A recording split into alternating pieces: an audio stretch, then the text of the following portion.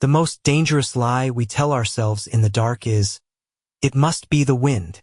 We rationalize the groan of a floorboard, the subtle displacement of air against the back of our necks, or the way a cat hisses at an empty corner. We convince ourselves that the world is logical, that walls are solid barriers, and that locks function as absolute binary operators, open or closed. I spent 6 months explaining away every scratch and shuffle with the vocabulary of my profession. I am an architect. I understand load-bearing structures, thermal expansion, and the settling groans of century-old timber. I am a woman of blueprints and geometry. I did not know that while I slept, reviewing renovation cost estimates in my dreams, a man I considered a harmless relic was standing 6 inches from my face, separated only by a layer of lath and horsehair plaster, recording the rhythm of my breathing in a spiral-bound notebook. I know the difference now. I know the difference between a house settling from age and a house breathing because it is occupied. It began with a drive that felt like a liberation. It was August 1st, 2022. I was 31 years old, a junior partner at LeMay & Associates in Montreal, and I was driving my charcoal gray 2019 Audi Q5 east along Highway 40, leaving the concrete humidity of the city for the historic stonework of Quebec City. The air conditioning was set to exactly 25 degrees Celsius, battling the oppressive soup of a Quebec summer heatwave. On the passenger seat, strapped in with a seatbelt looped through the handle of her heavy-duty Petmate carrier, was Colette, my gray tabby. She was yowling, a low, guttural complaint that vibrated through the leather upholstery. "We almost there, ma belle," I murmured, reaching over to tap a fingernail against the hard plastic of the crate. The plastic felt warm from the sun streaming through the windshield. 40 minutes. Just 40 minutes. I took a sip from my Yeti tumbler. The coffee inside, a single-origin Ethiopian roast I debrewed at 6 o'clock a.m., was lukewarm now, acidic and bitter on the back of my tongue. I swallowed it anyway. I needed the caffeine. I was exhausted, not from the drive, but from the emotional labor of the last 4 months. My grandmother, Elodie, had passed in March. The reading of the will had been a formality. I was the only grandchild, the last of the line. She left me everything, including the house. The house, a Victorian queen and revival in the old Quebec district, built in 1887, with a slate mansard roof, intricate gingerbread trim that needed stripping and repainting, and a market value that made my accountant sweat with excitement. It was an asset worth over $1 million, provided I could stabilize the foundation and update the wiring without violating the Heritage Board's draconian restrictions. My plan was clinically precise. Take a 12-month sabbatical, live in the property to oversee the restoration personally, and then flip it or keep it as a summer residence. It was a rational, lucrative plan. The highway stretched out before me, a ribbon of asphalt cutting through the flat farmland between the two cities. I turned up the volume on the podcast I was listening to, 99% Invisible, an episode about brutalist architecture. Roman Mars' soothing voice filled the cabin, discussing the honesty of concrete. I focused on the road, watching the speedometer hover at 118 kilometers per hour. I felt safe in that metal bubble. The tires hummed a steady, hypnotic drone against the pavement. The smell of the leather seats, mixed with the faint, sharp scent of the hand sanitizer I kept in the center console, felt clean, sterile. I was running toward the past to secure my future. I thought about the renovation budget spreadsheet saved on my iPad. I thought about the specific shade of navy blue, Hail Navy by Benjamin Moore, that I wanted for the kitchen cabinetry. I thought about everything except the human element. I exited the highway as the skyline of Quebec City rose up, the Chateau Frontenac dominating the horizon like a copper-crowned fortress. The transition from the highway to the narrow, winding streets of the old city always felt like time travel. The tires crunched over cobblestones as I navigated the tight turns of the View Quebec. The house stood on a corner lot, looming behind a wrought iron fence that was slowly losing its battle with rust. It was beautiful in a melancholy way, the red brick darkened by a century of soot and rain, the windows tall and narrow like unblinking eyes. A massive oak tree dominated the front yard, its branches casting spiderweb shadows across the facade, even in the bright midday sun. I pulled into the long, gravel driveway that ran along the side of the house back to the detached carriage house, the garage. The gravel popped and crunched loudly under my tires, a sound that seemed aggressively loud in the quiet afternoon. As I put the car in park and killed the engine, the silence rushed in. It was not empty silence. It was heavy, thick with the humidity and the drone of cicadas buzzing in the oak tree. I stepped out, my boots hitting the dust. The heat hit me instantly, a physical weight pressing against my chest, smelling of heated asphalt, pine needles, and the damp, earthy rot of the nearby St. Lawrence River. And then the smell of cigarette smoke. Cheap, acrid tobacco. Bonjour, Mademoiselle Sarah. I jumped, my heart hammering a quick staccato against my ribs. Benjamin Rousseau stepped out from the shadow of the garage. He was wiping his hands on a rag that was stained black with grease. He was 72, maybe 73, wearing a pair of beige Dickies coveralls that had been washed so many times the fabric looked like soft suede. He was a small man, wiry and bowed, with skin the texture of a dried apple and eyes that were a watery, pale blue. Benjamin? I exhaled, forcing a smile. You startled me. My apologies, he said. His voice was soft, raspy, carrying the thick, melodic accent of the region. He tucked the rag into his back pocket. I was just oiling the hinges on the garden gate. They were crying. Crying. Squeaking, he corrected, smiling. It was a gentle smile, but his teeth were yellowed, mirroring the tobacco stain on his index finger. The house, she complains when it gets hot like this. The wood expands. She needs attention. Right? I said. I walked to the back of the Audi and popped the trunk. Well, I appreciate you taking care of it. As we discussed on the phone, the movers will be here tomorrow with the big furniture. Today is just me and the cat. Benjamin moved closer. Too close. He entered my personal space to grab a box from the trunk before I could protest. He smelled of Old Spice, stale sweat, and that sharp metallic tang of 3-in-1 oil. I help, he stated, not asking. I know the stairs better than you. The third step on the porch is loose. You must step to the left. I can manage, Benjamin.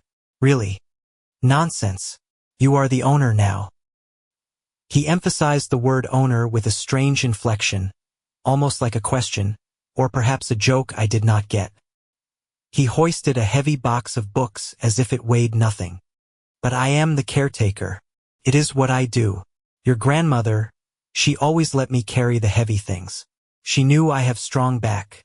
I watched him walk toward the back porch, his gait shuffling but steady. I felt a twinge of guilt. I had given him his 2 months' notice in June.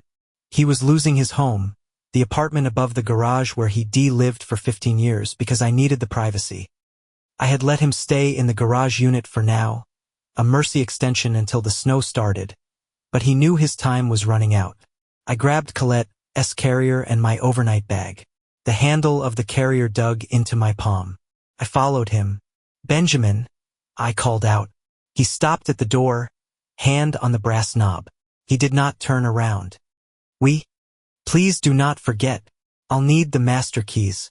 All of them. Today. He stood perfectly still for a second. The cicadas screamed in the trees. Then he turned, that watery smile back in place. But of course. I put them on the kitchen table. Labeled. Every room. Every closet. Thank you. He opened the door, and the breath of the house exhaled over us. It smelled of lemon polish, lavender sachets, and underneath it all, the musty, sweet scent of old paper. Welcome home, he said. By 6:00 p.m., the movers had not arrived. They were scheduled for the next morning, so the house was a cavern of echoes. I had set up a temporary camp in the living room. A Coleman sleeping bag unrolled on top of a yoga mat, a cooler filled with sparkling water and perishable snacks, and a suitcase of clothes. The house was stifling.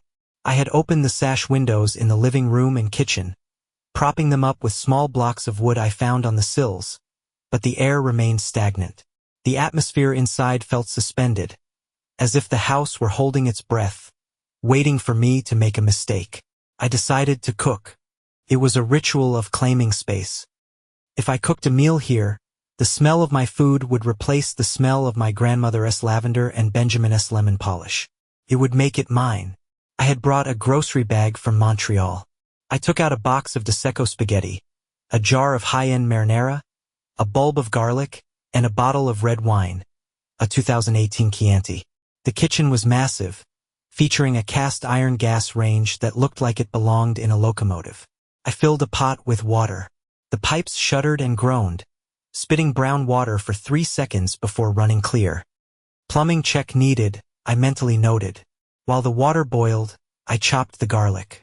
The knife was one of my grandmother's, an old carbon steel blade that had been sharpened so many times it was curved like a scimitar. The chop chop chop sound echoed loudly off the tile backsplash. Colette was prowling the perimeter of the kitchen, tail twitching. She was unhappy. Usually, she would be weaving between my legs, begging for food. Instead, she was low to the ground, sniffing the baseboards intently. "What is it, Coco?" I asked, tossing the garlic into the pan. It sizzled, the scent of roasting allium instantly comforting. Colette stopped near the pantry door. She froze, one paw raised. Her ears swiveled back, pressing flat against her skull. A low, rumbling growl vibrated in her throat. "It's just a mouse," I said, pouring the wine into a glass. "Do not be a diva." But I looked at the pantry door. It was a narrow door, painted a creamy white, with a crystal knob. It was latched.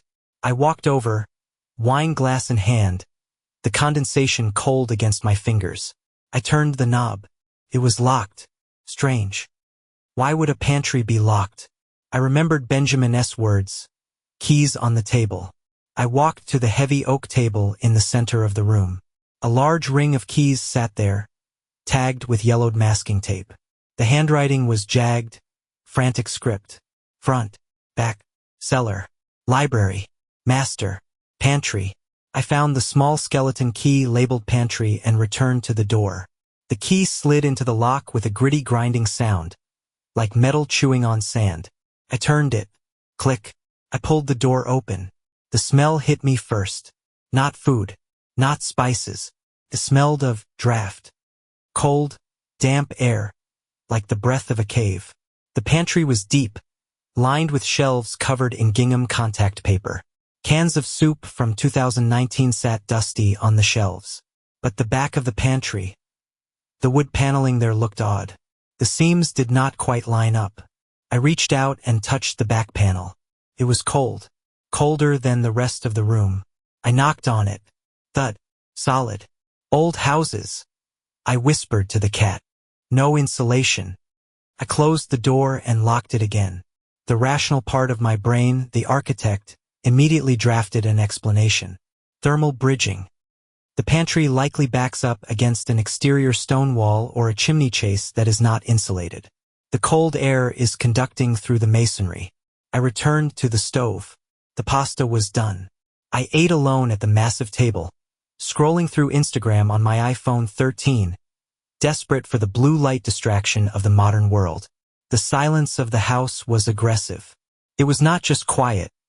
It was a heavy, watching presence. Outside the window, the sun began to set, casting long, bruised purple shadows across the floorboards. I finished the wine. I washed the plate and the fork, drying them immediately and placing them in the rack. I wiped the counter. I needed to use the bathroom. The powder room was down the hall, near the main staircase. I walked down the hallway, the floorboards screaming under my socks. Creak, pop, creak. As I passed the staircase, I glanced up toward the second floor landing. It was pitch black up there. I had not turned the upstairs lights on yet. For a split second, I thought I saw a shape. A silhouette against the faint gray light of the window on the landing. Just a shadow. I stopped. My breath hitched. "Benjamin," I called out. My voice sounded thin, pathetic. Silence. Then the house settled. A loud crack from the wooden banister, echoing like a gunshot. I laughed. A nervous, jagged sound. "Jesus, Sarah. Get a grip." I went into the bathroom, did my business, and washed my face. The water was cold. I dried my face with a plush white towel.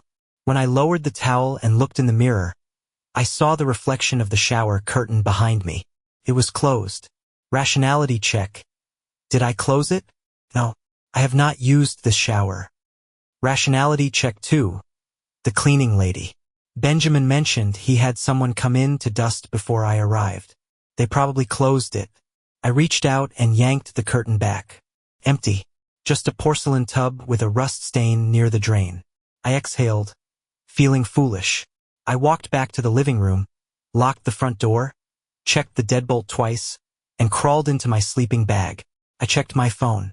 9:15 p.m. I lay there in the dark, listening to the house. Scritch, scratch. A branch against the window. Hum. The refrigerator compressor. Thump. Pipe knocking. And then, faintly, coming from deep within the structure, maybe from the basement or the walls themselves, a soft, rhythmic creaking. Not random. Rhythmic. Step. Pause. Step. Pause. I pulled the sleeping bag up to my chin. Old houses make noise, I told myself. The wood is cooling down after the heat of the day. Contracting. That is all. I put my AirPods in and turned on a white noise playlist. Heavy rain on a tin roof. I turned the volume up until the world disappeared. I fell asleep, unaware that while I listened to digital rain, the peephole drilled through the plaster behind the decorative Victorian molding in the corner of the room was being used. 3 weeks passed. The calendar flipped to late August. The renovation contractor, a burly man named Mark with a thick beard and a clipboard full of code violations, had started the preliminary demolition on the kitchen. The incidents had become background noise, a low-level static of anxiety that I had learned to ignore. My keys were never where I left them. I would leave them on the hook by the door and find them on the kitchen island. The thermostat, a new Nest model I had installed, would be set to 23 degrees when I woke up, though I always locked it at 19 before bed. The milk in the fridge seemed to deplete faster than I could drink it. I rationalized it all. I am stressed. I am forgetful. The Nest is learning my habits wrong. Evaporation. Then came the Tuesday afternoon in the garden. I was working from home, sitting on the back patio with my laptop, reviewing CAD drawings for a client in Toronto. It was a humid day, the air thick with the smell of impending thunderstorms. Benjamin was weeding the flower beds near the garage, about 30 feet away. He had been quiet lately, keeping his distance, but I could always feel him there. A peripheral fixture. I got up to refill my water glass from the hose spigot. The water there was colder than the kitchen tap. As I bent down, Benjamin appeared at my elbow. He moved with a silence that should not be possible for a man wearing heavy work boots. "The phlox is dying," he said. I spilled water on my shirt. "Jesus, Benjamin." "Sorry," he murmured. He did not look sorry. He was staring at the water dripping down my blouse. His eyes were flat, unreadable. "The phlox. It has fungus. Needs copper spray." "Okay, I'll put it on the list for the landscaper." "I can do it," he said quickly. "I have the spray. In the garage." "No, Benjamin. You're moving out in 4 days. You should be packing, not gardening." He flinched, a microscopic tightening of the jaw. "I am packed. Just small things left." He looked at me then, really looked at me. His gaze felt physical, like a finger trailing down my arm. "You look tired, Mademoiselle Sarah." Dark circles. "I'm working a lot." "You toss and turn," he said. "Last night, around 3 o'clock a.m., you were restless." The air in my lungs turned to ice. "How would you know that?" I asked, my voice sharp. "My bedroom is on the 2nd floor. The blackout curtains are drawn." Benjamin blinked. The mask of the harmless old man slipped for a fraction of a second, revealing something sharp and calculating underneath. Then the mask slid back up. "The light," he said, gesturing vaguely at the house. I saw the bathroom light go on. From my window in the garage. "I worry, young woman alone in big house." "I did not use the bathroom at 3 o'clock a.m., I said. I slept through the night. I had not. I had been awake, staring at the ceiling, convinced I heard breathing. But I was not going to tell him that. Ah! He nodded slowly. Maybe it was the cat then. Tripped the sensor. I do not have motion sensor lights inside, Benjamin. He paused. He scratched his chin with a dirty fingernail. The sound of the nail on stubble was loud. Rich. Old eyes. He chuckled softly. Maybe I was dreaming. Dreams. They get confused with real life when you get old. He took a step back. I will leave the copper spray by the door. For the flocks. He turned and walked back toward the garage. He did not shuffle this time. He walked with purpose. I watched him go. My gut was screaming at me. It was a primal alarm, the lizard brain shouting. Predator. Danger. Run. But I stood there. I looked at the house. My inheritance. My $1 million asset. I could not just leave because the gardener made a weird comment. That was insane. That was hysterical. Yes, just a lonely old man peeping at windows. I told myself. Disgusting, yes. Dangerous? Probably not. He leaves on Saturday. I went back inside and locked the back door. I threw the deadbolt. Then I wedged a chair under the handle. I did not do any more work that day. I spent the afternoon checking the window latches. Every single one. Saturday came. Benjamin moved out. I watched from the kitchen window as he loaded his few belongings into a rusted Ford E-Series van. A mattress, a few boxes, a tool chest. He did not wave goodbye. He just sat in the van for 5 minutes, staring at the main house, before driving away. The relief should have been instantaneous. It was not. That night, the house felt larger, emptier, and colder than it ever had before. It was 11:00 p.m. I was in the master bedroom on the second floor. This room was the centerpiece of the house. 12-foot ceilings, original crown molding, and a wall of built-in mahogany wardrobes that my grandmother had loved. I was lying in bed, wearing an oversized t-shirt, reading a book on my iPad. Colette was at the foot of the bed. Suddenly, Colette stood up. Her fur puffed out until she looked twice her size. She hissed, a violent, spitting sound, at the wall of wardrobes. "Coco, stop it," I whispered. My voice trembled. She did not stop. She backed away, falling off the bed, and sprinted out of the room, her claws scrabbling frantically on the hardwood floor. I was alone. I sat up, clutching the duvet. I listened. Silence. Then, creak. From inside the wardrobe. My heart slammed against my ribcage. "S empty," I told myself. I checked it. "S just close." Creak. Louder this time. Weight shifting. I reached for my phone on the nightstand. My hand was shaking so badly I knocked a glass of water over.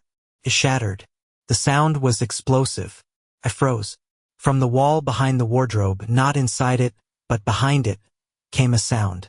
Krrrrchk. It sounded like a latch sliding. Then, a panel in the back of the wardrobe, obscured by my hanging winter coats, began to move. I saw the coats shift. A vertical line of darkness appeared as a section of the mahogany paneling swung inward. I could not scream. My throat had constricted to the size of a straw. A hand reached out from the darkness. It was not a ghostly hand. It was a dirty, calloused hand with a yellowed fingernail on the index finger. It gripped the edge of the wardrobe door. Then a face. Benjamin. But not the Benjamin I knew. He was not wearing his glasses. His eyes were wide, dilated, glistening in the light of my bedside lamp. He was wearing black clothing, tight thermal layers that made him look skeletal. He held a cordless drill in his other hand. He did not look at me. He looked at the shattered glass on the floor. "You made a mess," he whispered. His voice was not raspy anymore. It was clear, calm, terrifyingly familiar. Elodie never made messes. I scrambled backward, falling off the other side of the bed. I hit the floor hard, my hip bone colliding with the wood. The pain was sharp, grounding. "Benjamin," I choked out. "Get out. I'm calling the police." He stepped out of the wardrobe. He was barefoot, He moved silently across the floor, stepping over the glass. "No," he said simply. "This is my house. I built the veins. I built the heart." He looked around the room, angry. "You changed the curtains. I do not like them. They do not block the light properly for the photos."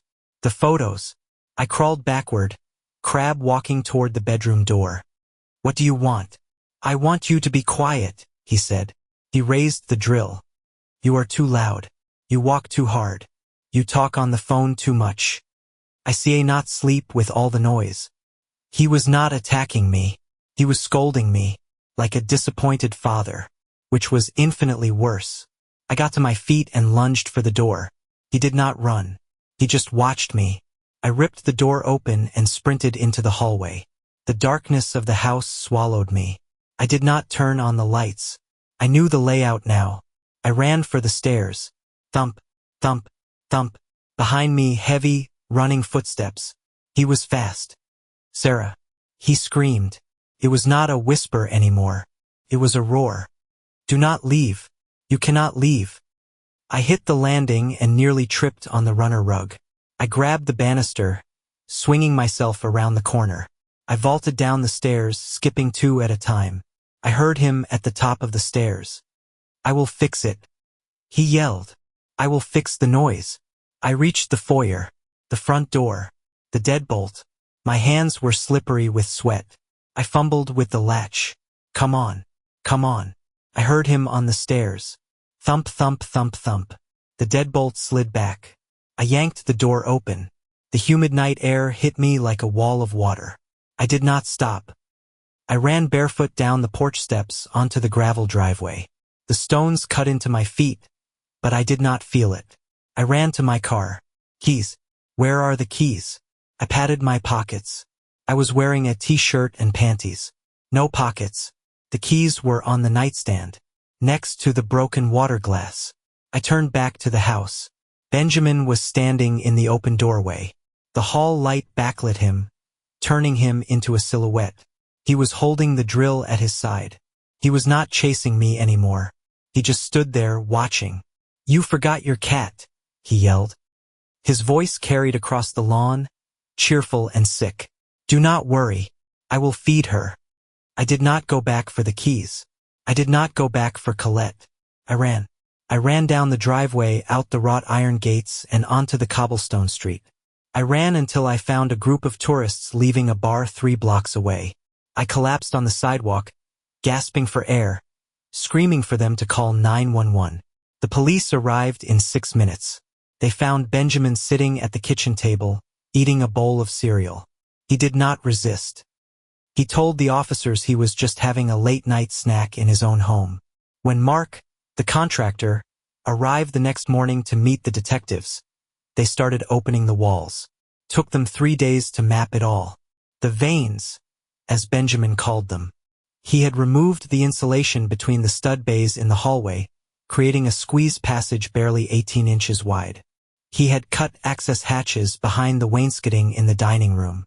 He had hollowed out the false chimney in the library to create a ladder system connecting the basement to the attic. But the master bedroom was the worst. Behind the wardrobe there was a space about 3 feet deep. A false wall he had built 5 years ago. Inside he had a sleeping bag, a camping toilet, and a wall covered in cork. Pinned to the cork were hundreds of Polaroids. Me sleeping, me changing, me working at my desk. But also older photos. My grandmother, sleeping in that same bed. Years of photos. He had not just been watching me for 6 months.